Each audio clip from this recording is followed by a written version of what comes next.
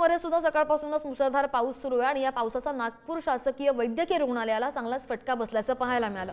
रुग्णालयातील अनेक वॉर्डांमध्ये सुद्धा हे पाणी शिरलं आणि काही ठिकाणी रुग्णांच्या बेड खाली सुद्धा पाणी शिरल्याचं पाहायला मिळालं। अधिकची माहिती घेऊन आमचे प्रतिनिधी जितेंद्र शिंगाडे आपल्या सोबत आहेत। जितेंद्र, हा नेमका काय प्रकार आहे? हॉस्पिटलमध्ये पाणी शिरलेलं आहे, कोणी दखल घेतली की नाही? अजूनही पाणी काढण्याचं काम सुरू आहे का? काय परिस्थिती आहे? श्रद्धा, आज नागपूरला मुसळधार पावसाने झोडपलं। नागपूरसह अनेक जिल्ह्यांनाही झोडपलं, मात्र नागपुरात याचा जास्तच प्रभाव दिसून आला आणि अनेक वस्त्या जलमय झाल्या होत्या आणि त्याचा फटका जो आहे पावसाचा तो नागपूरच्या शासकीय मेडिकल वैद्यकीय आणि रुग्णालयाला देखील मिळालेला आहे।